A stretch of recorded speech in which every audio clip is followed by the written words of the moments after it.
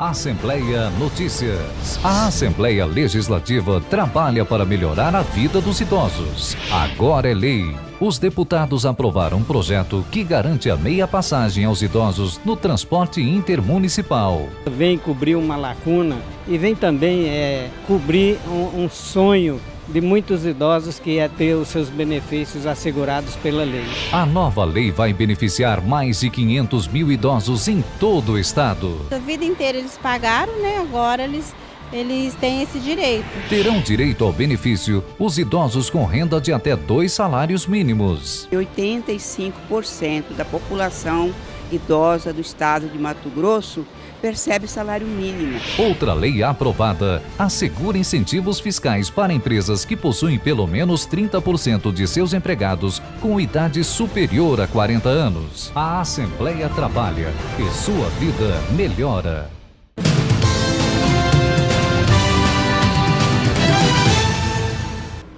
Olá, seja bem-vindo a mais uma entrevista aqui pelo RDTV. Hoje nós recebemos aqui nos nossos estúdios o deputado estadual Silvano Amaral do PMDB. Seja muito bem-vindo, deputado.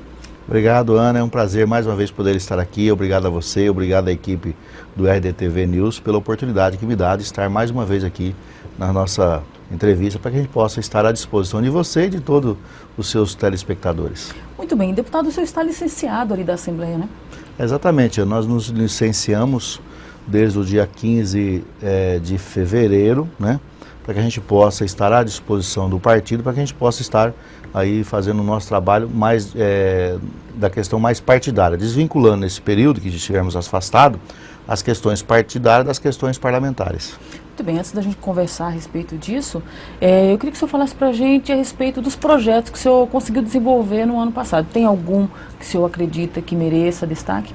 Olha, a gente, como você sabe, o cidadão de Mato Grosso também sabe, a gente é marinheiro de primeira viagem.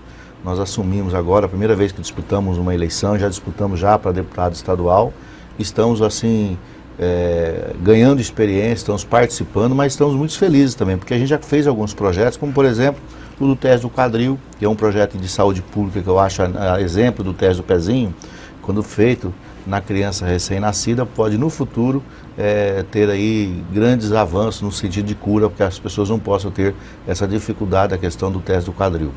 Também estamos com um projeto apresentado lá e tramitando também, que para mim é um grande projeto, que eu gosto muito dele, que é um projeto que trata da regulamentação de distribuição dos efetivos da Polícia Militar, da Polícia Civil. É uma discussão muito grande isso, não de agora, mas de muitos anos, né? Nós tivemos aquela discussão intensa, aquela discussão política, onde um quer mais para cá, o outro quer mais para lá, e muitas vezes, hoje já acontece muito isso. Tem municípios que têm muito mais força policial, né, força de segurança, do que outros que precisam muito mais.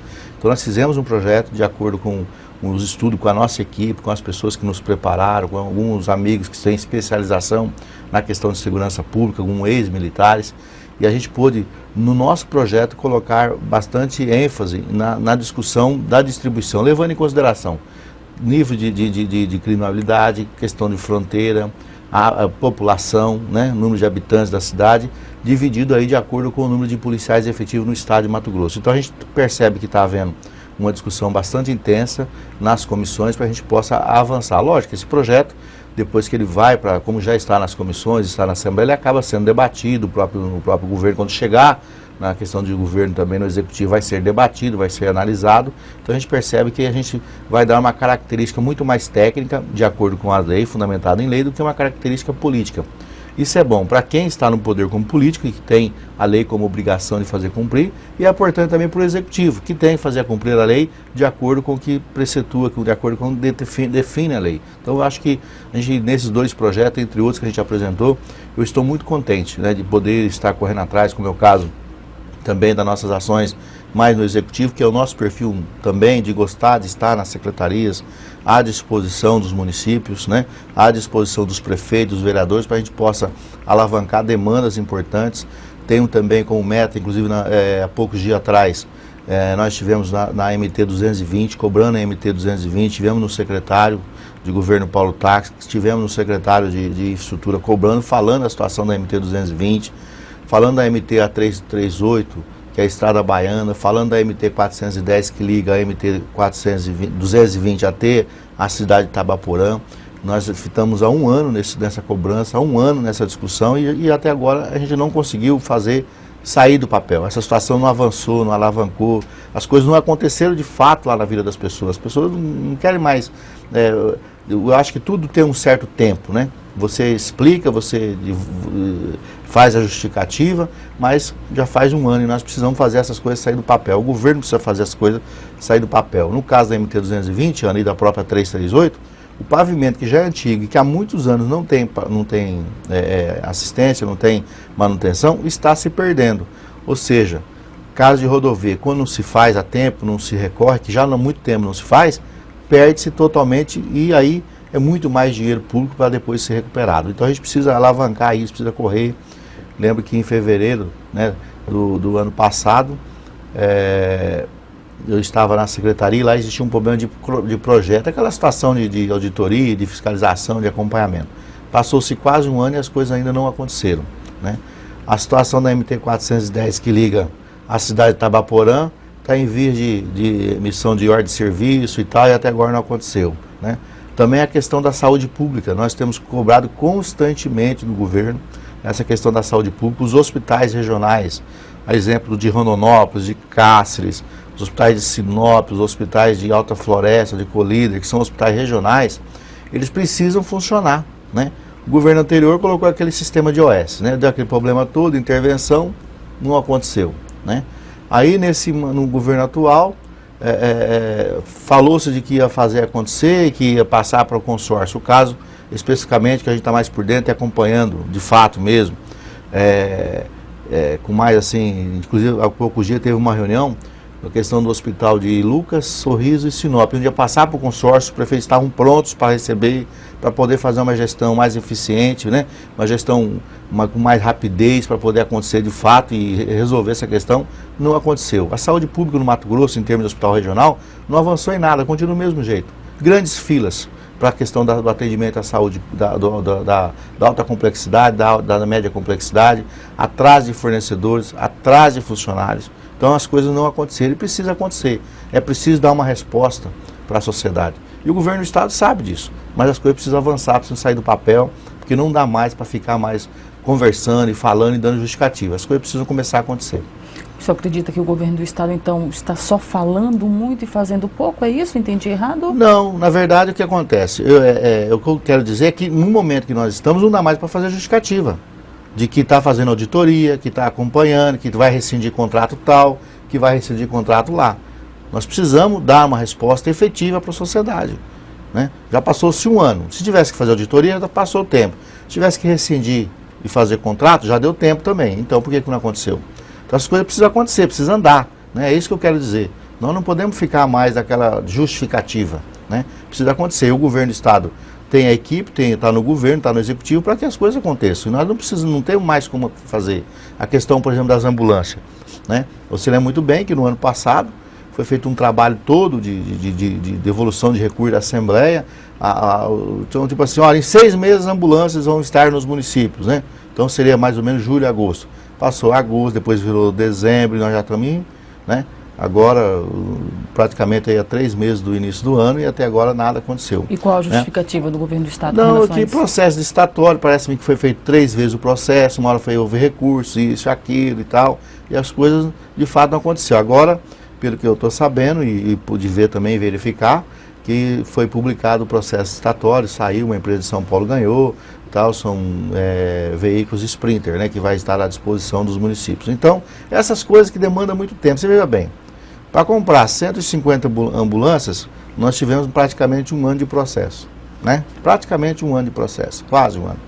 Aí nós temos aí mais aí agora assinatura de contrato e não sei o que e tal, mais, vamos por aí mais 3, 4 meses, que é um volume grande, a fábrica precisa integrar, fazer um planejamento de entrega, né? Então é isso que eu quero dizer. A gente precisa dar uma resposta mais eficiência, mais rapidez para a sociedade. Nós precisamos resolver a situação, né? Se num processo de ambulância demora tanto, imagina os demais processos. Então a gente precisa ter mais rapidez nessa situação para que as coisas possam realmente sair do papel. Se você perceber, nós da Assembleia e também o governo do estado, já estamos a 25% do mandato, ou seja, um quarto do mandato já venceu, né?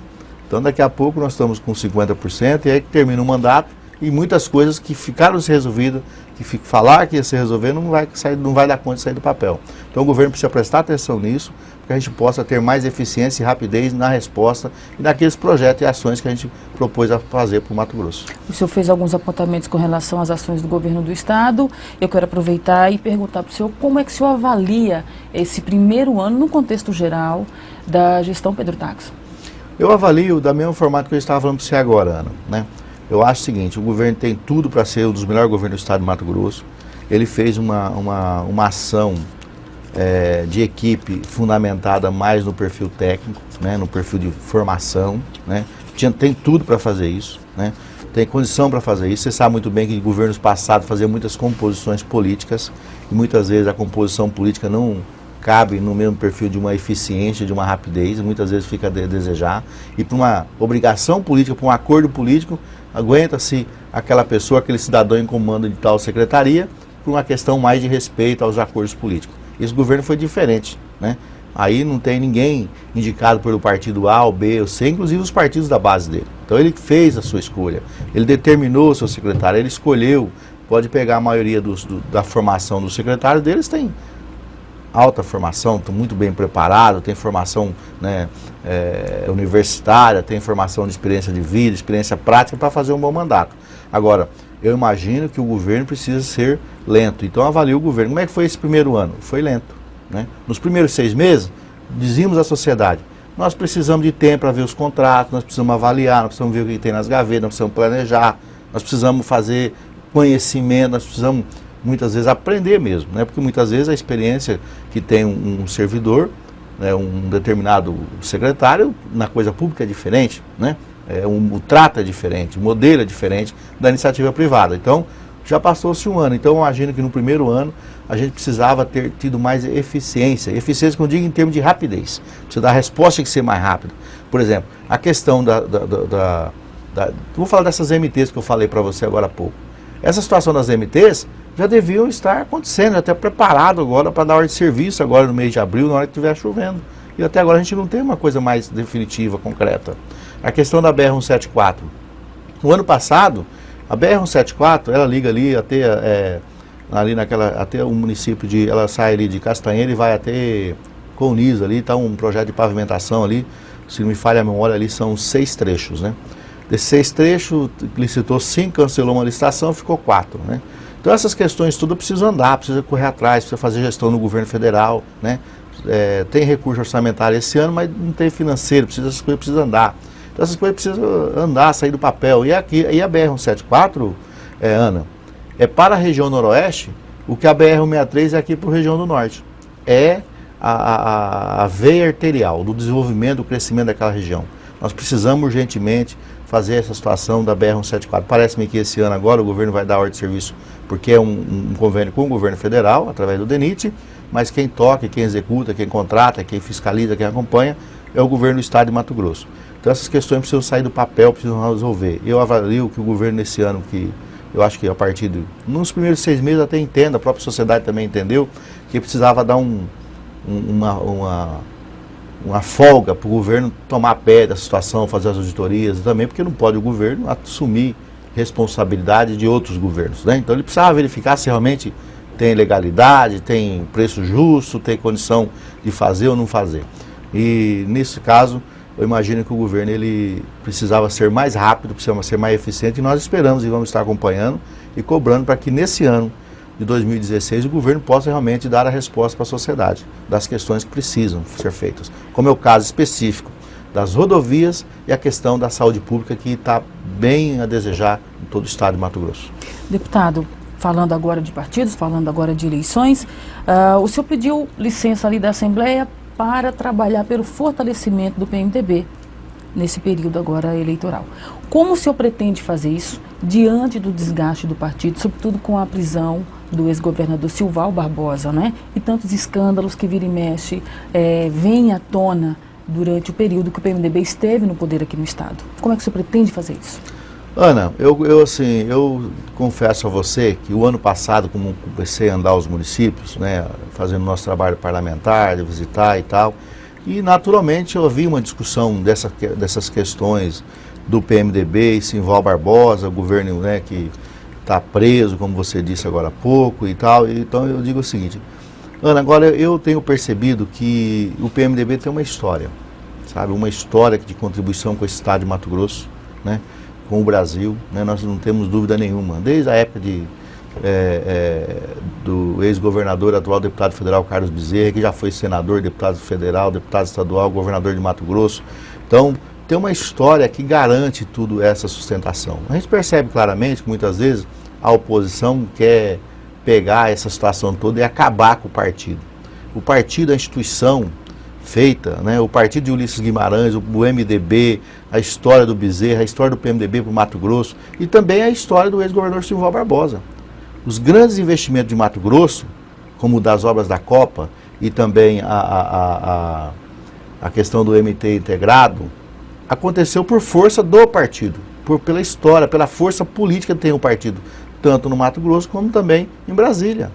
Então, essa situação toda não pode ser misturada com as ações de um governador que, inclusive, para esclarecer, está preso aí há 5 meses, mas não tem nem sentença, não tem condenação, né? Então, essas questões não tem que ser tiradas. A instituição, o partido tem 50 anos, tem 51 anos para ser mais exatos, né? Tem uma história de presidência do Brasil, tem uma história de militância. Então, tudo isso, Ana, é muito mais forte do que qualquer coisa, do que qualquer ação que tenha feito um membro do partido. O PMDB, a história dele, o estatuto, os ensinamentos do PMDB, não comunga com as questões de desvio, de má conduta, de ações que possa a força partidária ter trazido investimento para o Mato Grosso e algum dos seus membros feito má conduta, feito desvio, feito algumas ações que possam ser contrárias ao bem da sociedade, ao bem comum de todo um povo, como o caso do nosso Mato Grosso e do nosso Brasil. Então eu não tenho dúvida nenhuma que eu falar para você, não sou hipócrita aqui, dizer que não sei o que, não tem nada a ver. Eu tenho a ver sim, mas cabe agora, como eu estou fazendo com você e com todos os seus telespectadores, ter que explicar isso, né? O PMDB tem uma história, tem uma situação feita pelo Mato Grosso, pelas ações todas, que essa situação é uma situação momentânea, né? A partir da hora que esses membros do partido, não é só o governador Simval, mas qualquer um que seja como prefeito, vereador, qualquer um que tenha feito má conduta, tenha praticado desvio de dinheiro público, tenha, vamos por aí, roubado o dinheiro público, tenha feito, né, a partir da hora que for sentenciado, condenado, que tiver as provas concretas de fato de direito mesmo, porque está na Constituição o direito de defesa de todo cidadão, não é só do ex-governador, qualquer cidadão nesse Brasil, ele tem o direito de defesa. Mas se condenado e comprovado, cabe ao partido sentar aí como instituição e tomar a providência. Pois bem, com relação a essa situação toda vivida pelo ex-governador Simval Barbosa, que providências então o partido vem tomando ou pretende tomar com relação a esse caso e outros exemplos que porventura podem vir a surgir aí? Não, é isso que eu estou dizendo para você. A partir da hora que ele tiver alguma condenação, a executiva do partido, que é o deputado Silvano, o deputado Baiano, o Romualdo, os demais membros do diretório estadual, da executiva estadual, tem que sentar e, de acordo com os partidos, de acordo com o estatuto do partido, do PMDB, tomar a providência que melhor lhe convier. Agora, uma coisa séria, a história do partido, os ensinamentos do partido não se mistura com os atos daquelas pessoas que compõem o partido. São distinções, são separados. E aí, Ana, eu pude perceber que aí, que antes do PMDB, eu também já fui do PSB, de outros partidos, eu sempre gostei de fazer muita questão da militância partidária, estar no partido, porque eu acho que o partido, e é a salvação única do nosso Brasil, é isso, tem que ter militância, porque enquanto nós estivermos buscando a política partidária, né, buscar cargos públicos através do potencial econômico, entendeu? Não vai a lugar nenhum. Esse país não vai adiantar. Enquanto tiver as políticas, as campanhas custando o que custa, não vai ser por aí. Eu acho que precisa ter ideologia partidária, precisa ter ensinamento partidário, precisa ter compromisso partidário do cidadão para compor aí um debate político e poder fazer uma eleição. Acho que é por aí que se faz campanha, é por aí que se faz a política, né? Então,